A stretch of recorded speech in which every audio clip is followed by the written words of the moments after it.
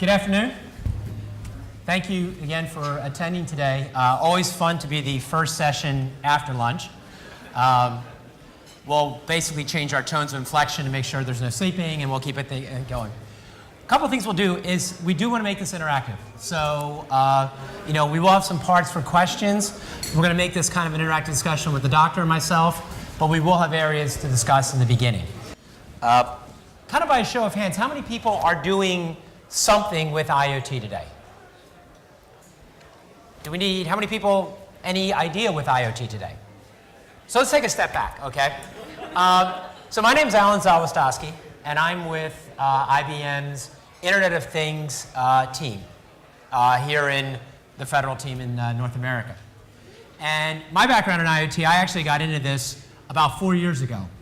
I was working for a company called Microsoft, and my job was actually to go out and work with companies on their embedded operating systems. And so think about people that are building point-of-sale devices, people that are building ATMs, people that are building medical devices. And one of the big challenges you got to these people was they've got these devices, but the device is outside their ecosystem, right? It's not the desktop they have here. It's something, kind of over there. And so one of the things we started talking with these people about is how to use cloud technology to essentially go out and manage these devices. Well, I think we're past that phase right now, right? Because number one, you talk to Gartner, you read any analyst report, and they will tell you that there's 50 billion of these types of devices that will be here by 2020. So, okay, so that was phase one. So what was phase two? In addition to managing the device, people wanted to get some information from the device. So not only can they ping it to see if it's up or down, but if it's collecting, for example, a medical device collecting blood pressure information. What's that information? How can that information be fed back? So we began then to work with customers on trying to bring back data, right? And that became what I'll call the second wave of people trying to go out and capture data.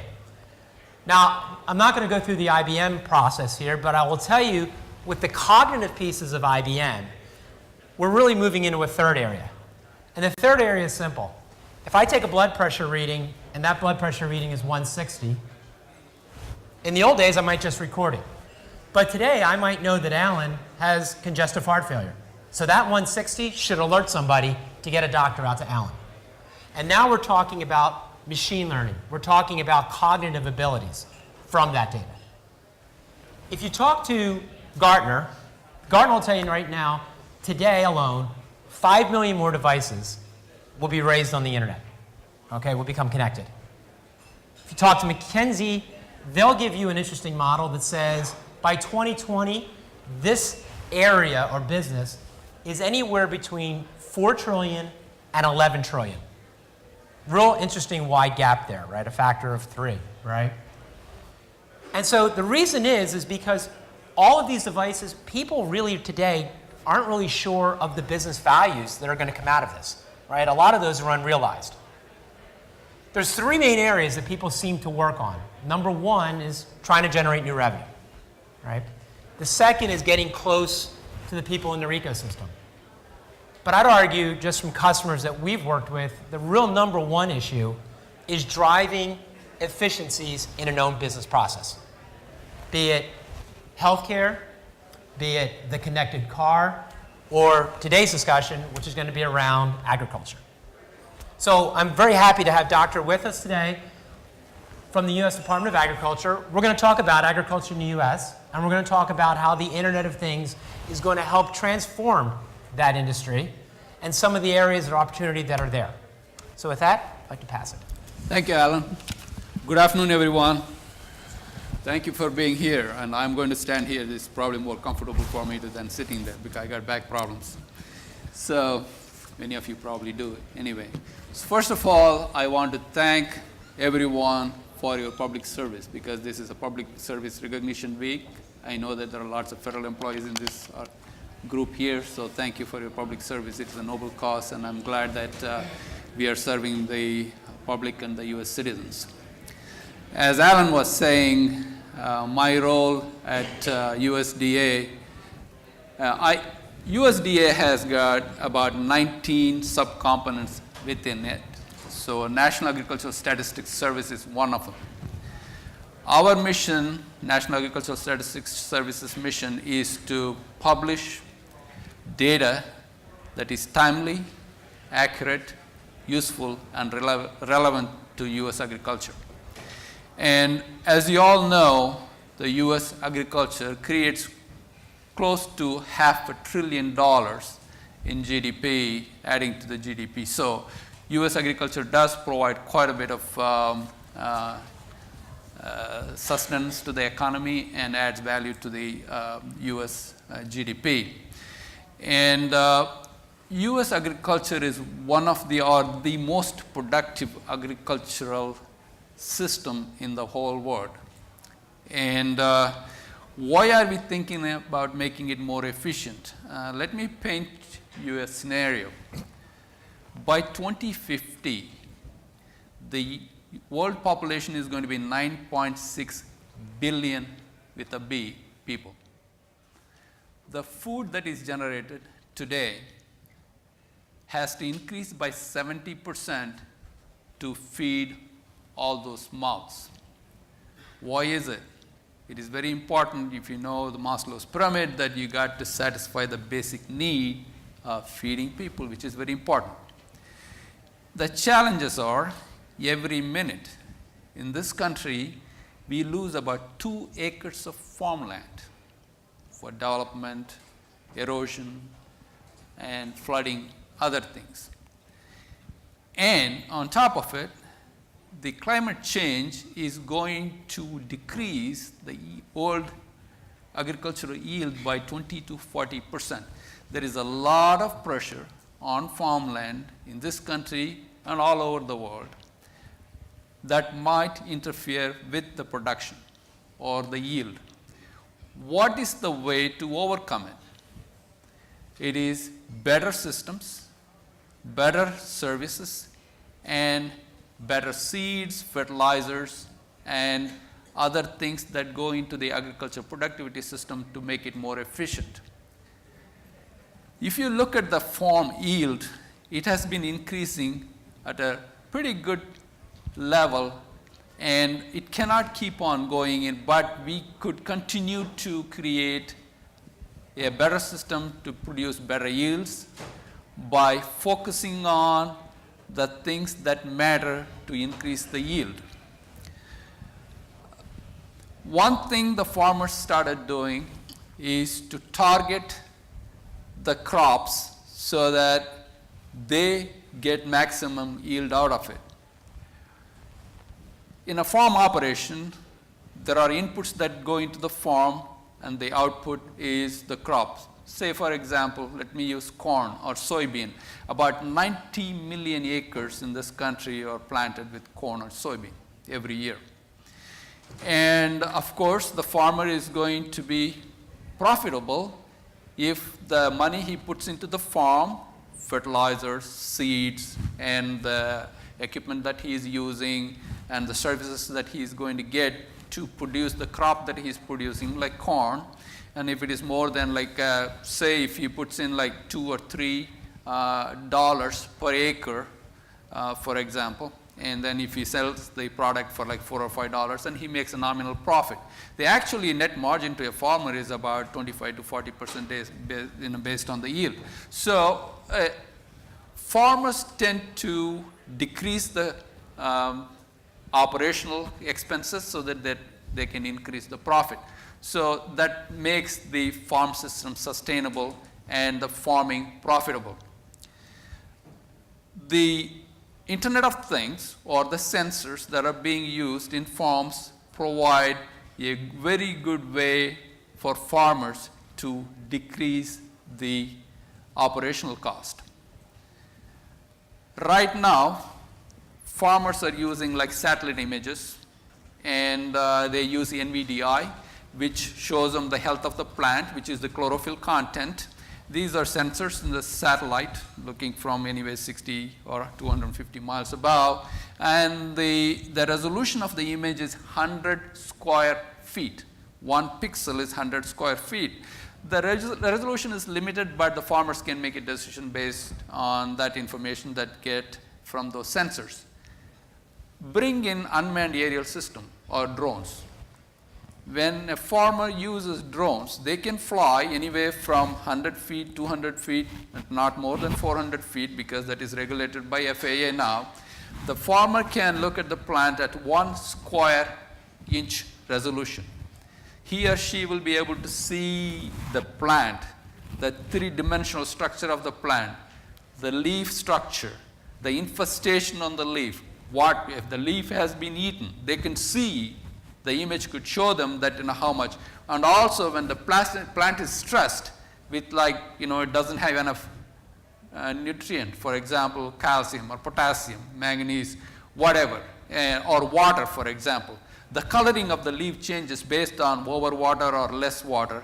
And the sensors in the unmanned aerial system, you can have multispectral sensors that can look at the plant and give information about the health of that plant.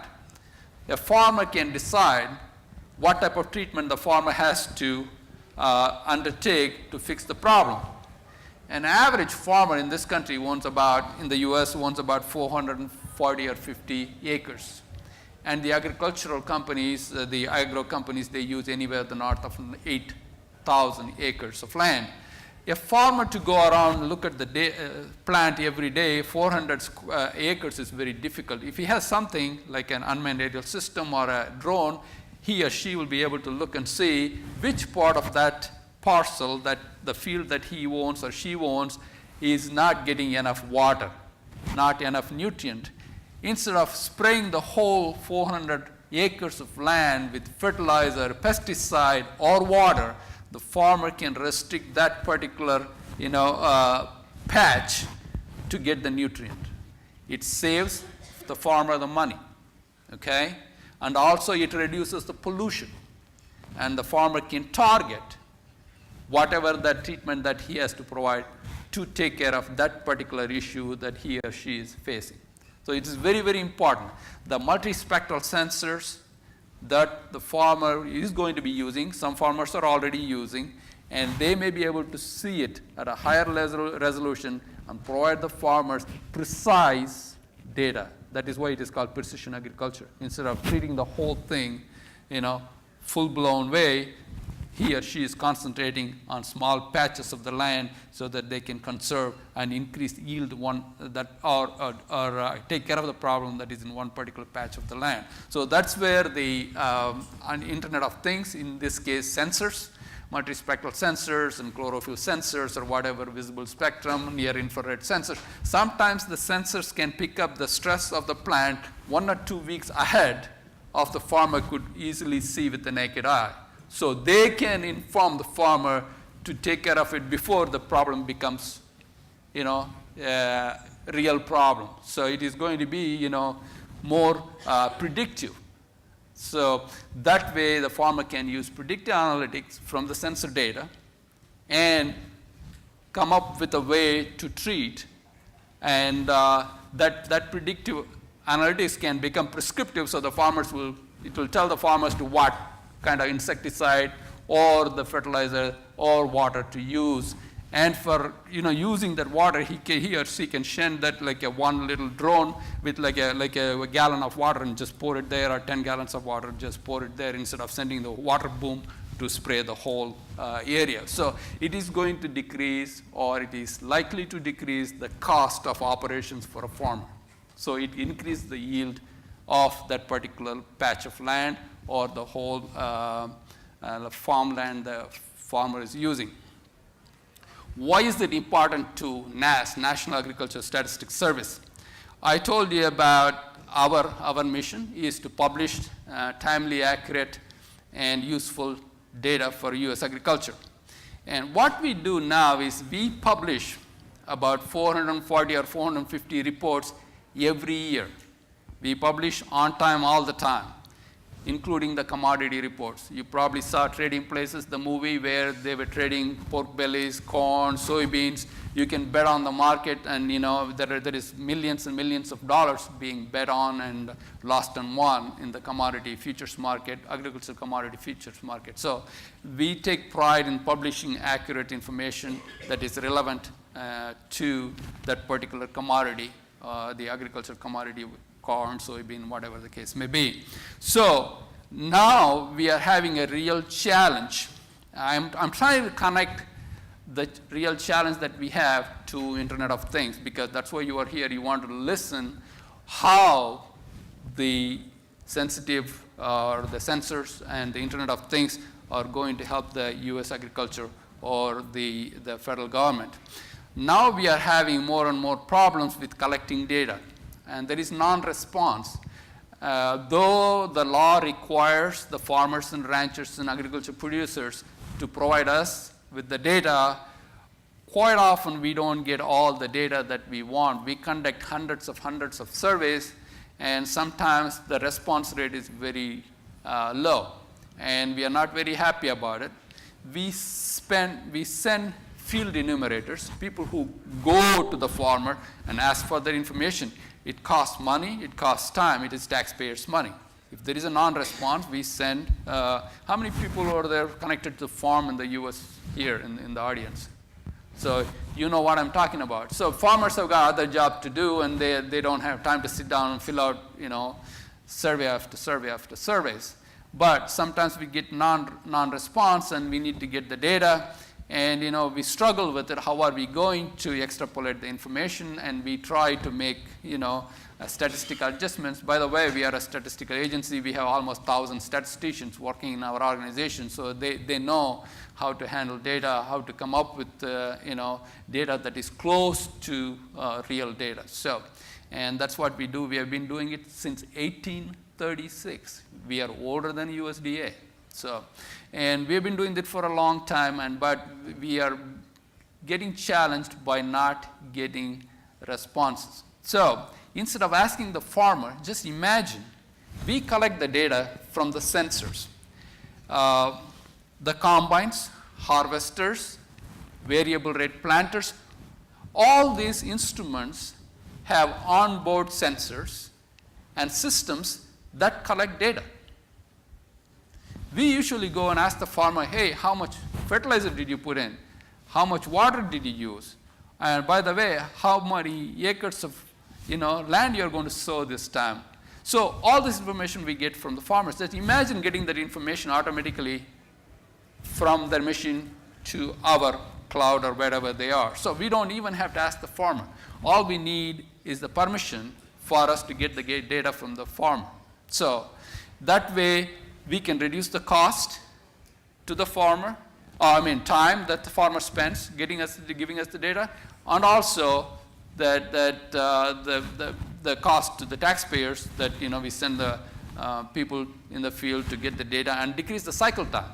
Because when somebody goes, they collect the data, they write it down, we don't know what they wrote down. So it reduces the inefficiency and increases the validity of the data if we collect the data directly from the combines or sensors. So that is our focus. How are we going to collect this data from the sensors, that onboard sensors, unmanned aerial systems? By the way, in the coming 5 to 10 years, the unmanned aerial systems that are going to be sold in this country, more than 70% are going to be sold to the US agriculture. Not DoD, not the first responders.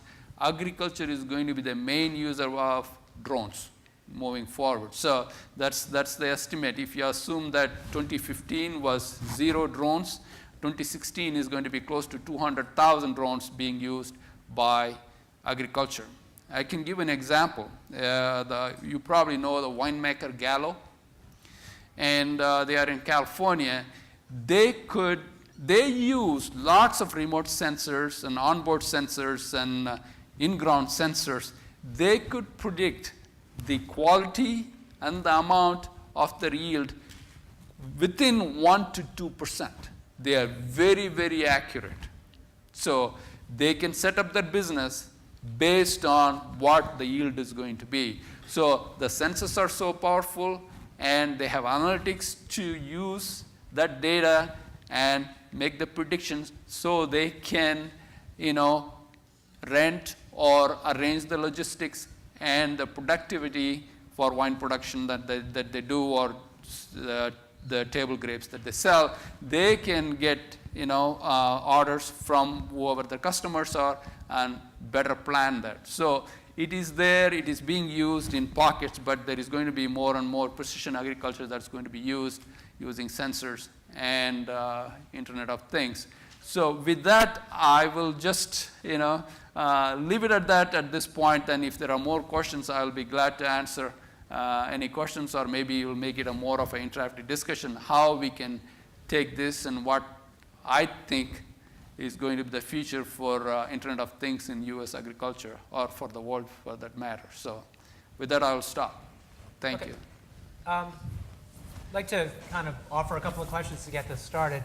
So Doctor, when you were saying the opportunities here, clearly increase yield, bring better efficiencies to the whole process, right? Obviously, there were some green initiatives coming through at the end when you can reduce pollution and all that areas. But can we flip it? What are some of the challenges that we've got, or that you're facing, and that you see in implementing and having IoT come out? The challenges in agriculture are not unique, but if you look at the platforms, IoT has got at least 18 or over 19 IoT platforms now. And look at the standardization of sensors.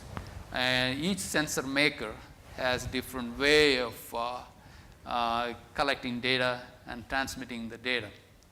And look at the availability of communication, like transmission lines in the rural areas, and still there is not that much wideband that is available in every rural community, even in this country. So there are several limitations.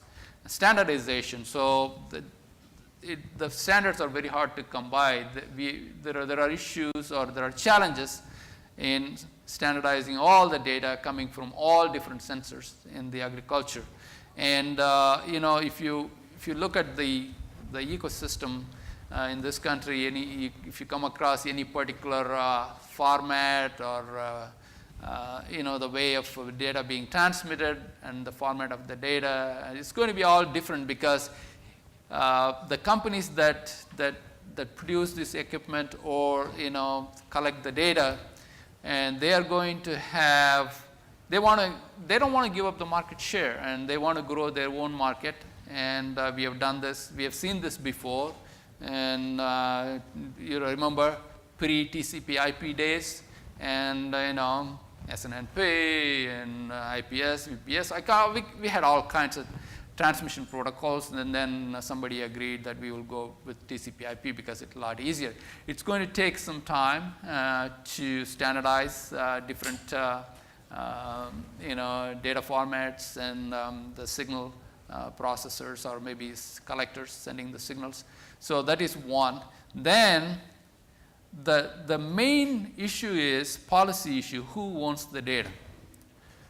In this country, there is about 943 million acres of farmland, and about 40% of the farmland is being rented out. The owner of that particular farmland is not the one who is operating the farmland. There are so many people who are renting the farmland, and it may be individual folks or maybe companies that are renting the land, and they are the operators of the farm. And then what they do is they go to the service providers, the guys who own the drones and the fixed aerial vehicles, or the sensor companies, and then, hey, can you run this for me? Okay, I want you to scout my land and give me the data. Now they have this data, right? There are combines, say John Deere, for example. They rent out combines and farm equipment. And by the way, Pioneer, they have the seeding thing, and Monsanto, they have their own rental business. So they also provide seeds and all that stuff. So these companies are providing services to these people who are renting the farm, and they have the data. So the data is from the people who collect the data, then they give it to the person who is renting the field, and the owner comes along, hey, that's my field and that's my data. How do you reconcile this? And there is no law, rules, or regulations to control the data. And how do you know that data is kept with the data collection agency or data collector in this example? By the way, there are data collectors. I know of 2 companies. One is a nonprofit organization which started collecting the farm data from different fields. And they have a 39-point plan that says we shall abide by this and this and this and this. And by the way, data is owned by the farmer. Then based on this leasing agreement, define a farmer. The guy who leased the land or the guy who actually owns the land, right? How are we going to prevent this company that collected the data from sharing this data from someone else? How is that being protected? Oh, by the way, this data is valuable. There is another company that just got started 2 weeks ago that said, Mr. Farmer or Miss Farmer, for every acre of data, the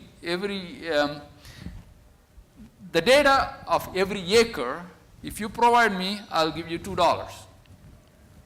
So they are monetizing the field data so that they can better predict or maybe sell the ideas back to the farmer. Oh, by the way, I have this data I've been collecting for 10 years for now, so I'm going forward 10 years.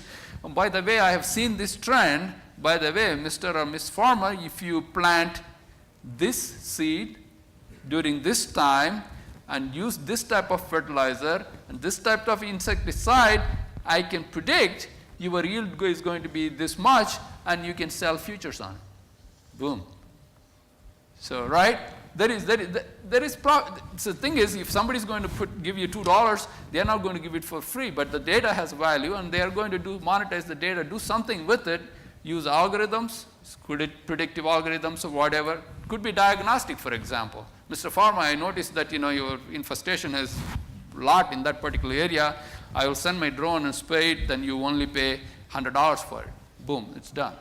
So there is going to be lots of opportunities to monetize this sensor data, the data being collected. So, I'm sort of moving away from the question, but the thing is there are all kinds of challenges, policy level questions, technology level questions, and architectural questions, because how are we going to architect a system like this and also still have controls over it? So it is a thorny issue, but it has to be at different level, technical level, policy level, and procedure level, the way how it is being all done. So it is a very nascent field, and there are lots of questions in this, and everybody is looking for answers. So I'll stop there. Sure. So let's go down, and I'm a farmer now. Okay. Okay. What I know what's in it because there's some opportunities here, but how do you reach out and get that partnership with the farmer? Or how does that end user, end constituent partner to make sure that what's happening here is actually driving value? There's a professor, I think he's in Iowa University, Dr. Raj Khoshla. He did a study on the initial use of precision farming. He did some surveys or asked farmers, and he said when a farmer uses some sort of a precision agriculture related technique, in the way when I define precision agriculture is like using sensors and tools and technologies to measure a local area of that particular field or farm and use that knowledge to overcome the challenge, whether it is insufficient water, insufficient nitrogen, or insufficient care in terms of infestation, and it needs insecticide being sprayed or nematode infestation. There are all kinds of problems a farm has. So if a farmer uses one of those, at least just one, just by using one of those precision agriculture methodologies, they could increase the yield by 15 to 30% or decrease that particular cost by up to 50%. One farmer using this, just like water, moisture content detection, he was able to save 50% on his water, because in California, water is very expensive. So if you can save 50% of water, instead of, you don't want to flood the field, and you just want to spray water where the water is needed, and you can control the amount of water that you take in. You have to pay for the water, right? So you can decrease the cost and the operational cost. It goes to your bottom line. It will be part of your profit instead of flooding the field or spraying the whole thing. And going back to your partnership, what the farmers do, because farmers don't have a lot of money, and all the money has gone into their land, or in buying the equipment or leasing the equipment. So what they do is they partner with these the service providers like John Deere, Monsanto, Cargill, Pioneer, and other DuPont. They provide these services, and if they partner with them, and they may be able to help the farmer out and the share in their whatever the profit or the decrease in loss that they get, that will be helpful. And for our own sake, what we are looking at, collecting this data from farmers. We are talking to certain universities right now, and see if we can have a partnership, because they are flying these drones and collecting the data, and we may be able to partner with them and use some of their models that they have, predictive models that they are using, and may be able to use that data to predict the crop condition. By the way, one of the things that National Agricultural Statistics Service does is we publish reports called crop condition. Starting February 15 till November, every week we publish reports about the crop condition. That means that we will ask the farmer, Mr. Farmer or Ms. Farmer, how many acres of seed you are going to put in, how many acreage that you are going to plant.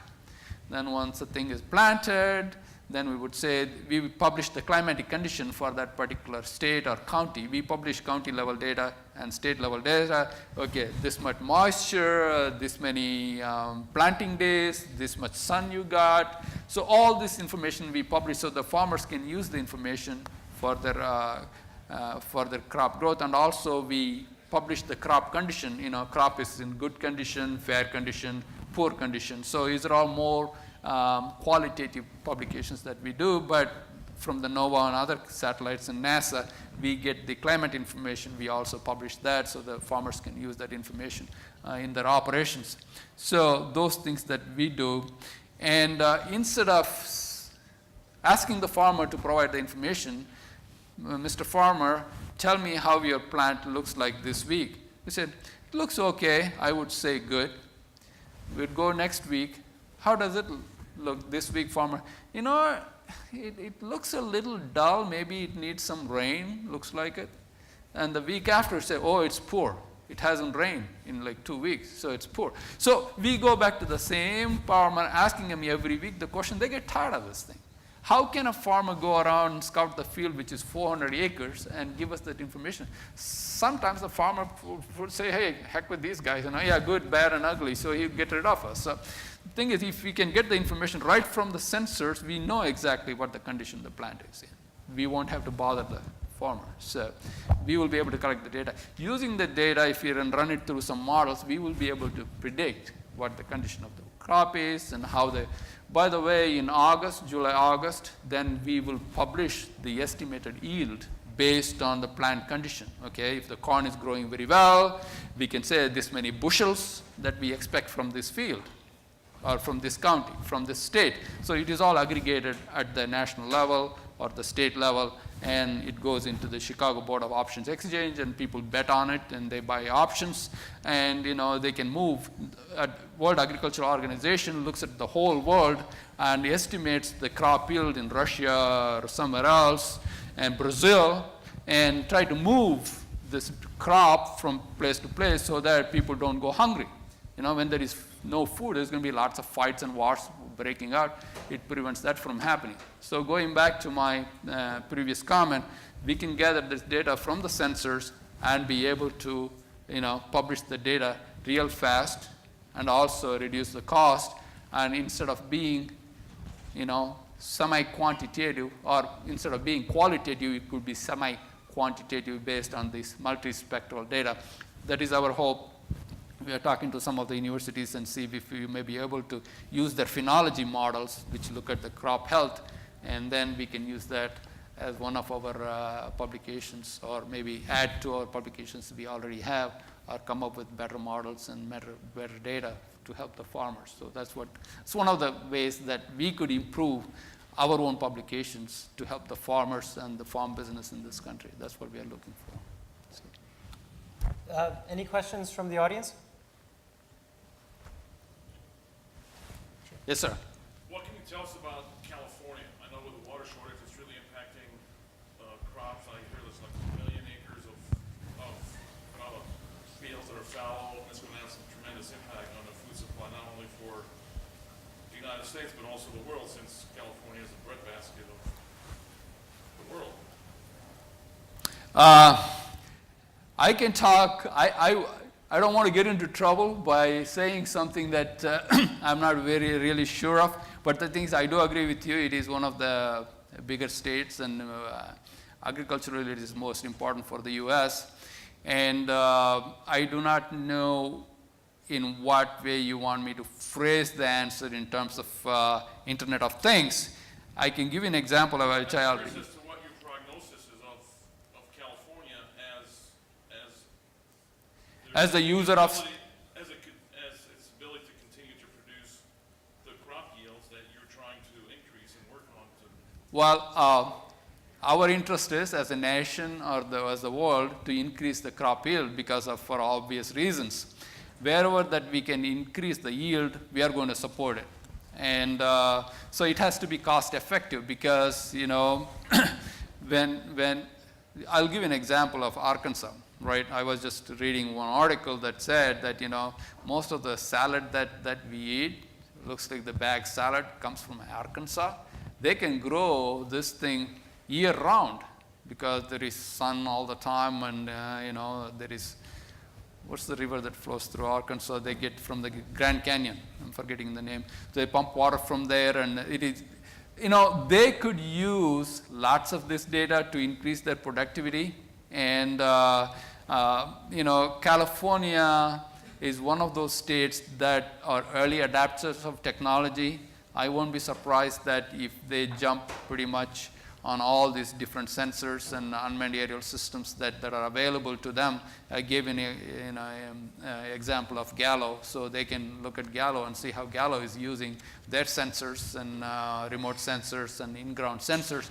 Maybe they could use that type of sensors in California, pretty much everywhere, for corn-growing states, for example. So they could use these sensors or similar sensors to increase their yield. It is applicable to pretty much anything, even the almond growers in California, for example, so they can use sensors to increase their yield. The idea is to decrease the operational cost so that you don't want to be spraying the almond tree, for example, or any plant or any field that you have with fertilizer unless you need to. Because if you know the nitrogen content, maybe one part of the field probably have a higher nitrogen content compared to the other part. You just focus on the other one. You don't have to spray here because it already has enough nitrogen in it. Same way water. So there may be field is like up and down. The field that is up probably needs more water than the field that is down. So you just give water to that particular area of the field. So you can control your inputs in the field using the sensors and decrease the cost that way. So, I do not know if I answered the questions, but I don't have anything specific to offer, unfortunately. Sorry. Yes, sir. How do the, economically disadvantaged farmers pay for this? That's curious. Well, I was just curious to see what the infrastructure comes from. Well, the thing is, though, we have some programs at USDA. And we do have grants that are available. I think we make millions of dollars of grants available to these farms and farmers who could take advantage of it to try it. And we have an organization within USDA called NIFA, and that provides grants.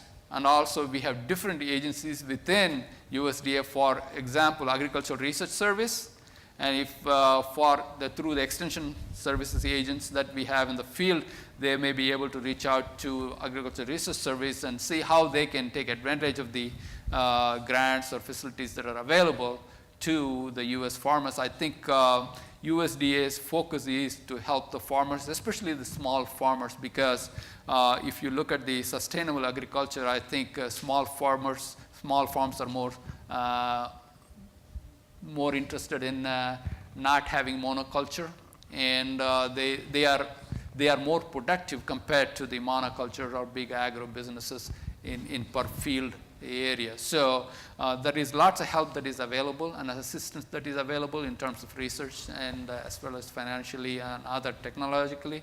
So that is something that the farmers can reach out to. I think USDA is there to help the small farmers and big farmers, but mostly small farmers, especially family farms, and to help them sustain and survive. Because if you look at the farm population, we don't have a lot of youngsters coming into farming anymore because it's kind of hard for them. It's very hard to make a good living farming, and the average US farmer is about 59 years now, and we are not getting young blood coming in. So there is lots of focus to encourage new people to come into the field and sustain US agriculture. Otherwise, it's going to be a challenge for us to sustain that level of productivity that we need in this country to feed us and feed the world, because we export a lot of farm products to other countries, and that is one of the areas where we continue to see constant growth in export. We export a lot of stuff, farm products, to other countries, and so that is very important for us we are pretty much feeding the other countries, but we are feeding ourselves, and it is also a good cause for us to, sustain lives all over the world. Yes, sir. I'm sorry. You next. Okay. Thank you, Doctor. Thank you for your speech. And I have a question. Consider about the cost and output of agriculture. I think for the small farmland, for the farmers, it's very cost for them to use the technology, even though the technology can help increase the productivity. But how can you balance the cost and output of the technique?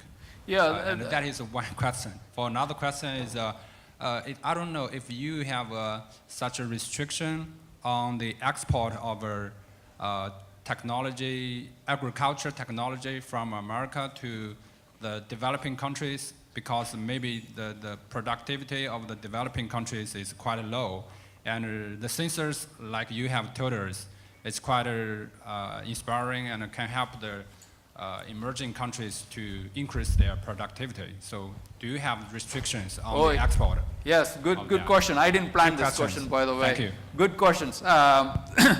To answer your first question, in this country we have cooperatives, agricultural cooperatives. For small farmers, they can form those cooperatives, and we have helped quite a bit of that activity and helping the small farmers and co-ops and to market their products, and to use they can join together and they have a collective bargaining status, and they can utilize the technology as well as the markets that are available for them to sell their products. So that's facilities already available, and USDA helps farmers with that in this country.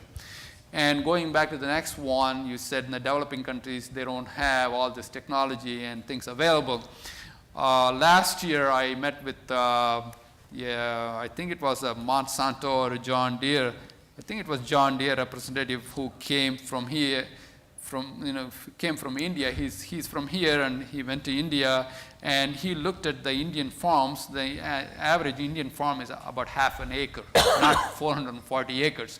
So if you take one of the John Deere tractors, it won't work in the Indian farm. So what they are doing is they are making it smaller to suit the field. So they are focusing on helping the developing countries. By the way, USDA and President Obama has a big push in helping the African nations to increase their yield, increase the product, helping them with technology. And National Agricultural Statistics Service, as we have an international program office that we go with US Department of State and other US agencies and help the agricultural systems in other countries. I was part of the delegation that went to Bangladesh and to help them with their statistical process and also helping them the other marketing, agriculture marketing service on the foreign, there is like a foreign service, foreign agricultural service, excuse me. So we have different entities that go to these countries and help them with their agriculture because it is in our own interest to help them grow the products that we need. There is no way America can support or feed the whole world. And if we show them how to fish, they can fish instead of giving them the fish. So that is what we are trying to do. US is very good in doing that. We have been working with developing countries and other countries to increase their productivity and also increase the variety so that if there is a disease or something that doesn't knock out everything that is available here, we can go somewhere else and get that. So, and we are doing that as a nation, as a national policy, and also USDA.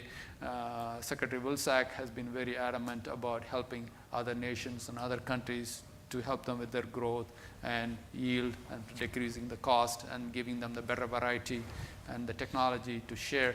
I don't think there is any export restrictions that I am aware of in terms of what we export. There is export restrictions on the military hardware we sell, but not on the agricultural products. I don't think that there is any restriction that I am aware of. So we do help other countries to grow their needs or maybe export to others so that there will be a robust trade that goes on. It is good for everybody because the fundamental need is food. We need water, we need clean water. So, and we look forward to helping other countries in growing their own food that they need to feed their populace.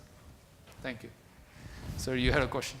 Yeah, I was just wondering, how does your organization partner with, like, how do you kind of get how do you manage the acquisition of the data and the management of the data that you're using to perform your statistics from kind of like the sensor arrays? Is it like a public-private partnership kind of thing, or? Good question. I can answer one part of the question, not all of it, because I don't know the answer to it. But let me start with one. There are 26 statistical agencies in the federal government. National Agricultural Statistics Service is one of them, and Census, everybody knows Census. And the Bureau of Labor Management and Department of Commerce. We collect all kinds of data. There is something called Confidential Information Protection and Statistical Enhancement Act, which is eGov Act 2000, part of that. It says that the data that we collect, we have to protect the data for privacy reasons and security reasons. If we knowingly release that information, make it available to public, we could go to jail for 5 years and fine $250,000 or both. So we are very careful in what data we collect and how we protect the data and where we keep it, how we dispose it. So we are very, very careful, NAS as well as other federal agencies. And in public-private partnership, and that is one of the concerns that we have. And I have not been successful in convincing my senior managers that the data that's being collected by a private entity, how can we guarantee privacy of someone else's data collected, because we don't have control over it. If you don't have control, and you cannot own indemnity for the data. So, and the way that I'm thinking, this is just my own personal opinion, what we could do is we can obfuscate that data and somehow mask it and get the data that we want, but I don't think we will be held. We need to be held responsible because it's between the data collector and the farmer, and they have to have some agreement. There are Farm Service Bureau and other bureaus, there are farmer entities, organizations that work with these data collectors, and they have some agreement. I saw a 39-point plan or something that details about transparency and control of this data. And the farmers and the companies, they agree to abide by those service level agreements. And what we can do is go into that and see if we can extend that to us and collect data from there instead of going to the farmer and asking him for the same information. So we are looking at that possibility right now. It is not in place. That is a good public-private partnership, but then the policy has to change because we cannot be held responsible for data that was collected by someone else. Then how are we going to validate the data that was collected? How do we know that is the right data? There is an issue right there. That is a challenge for us. And what is the reliability of the data? What is the reliability of the sensors? How are those sensors calibrated? Can we trust that information? What is the trustworthiness of the data? These are the real challenges that we are coming across that we need to face moving forward. So, and those are a few things that we need to think about. Good question. Thank you. We have time for one more question, if there is one. If not, thank you, Doctor. Thank you so much for your time, and thank you for your participation today. Thank you. Thank you again. Thank you.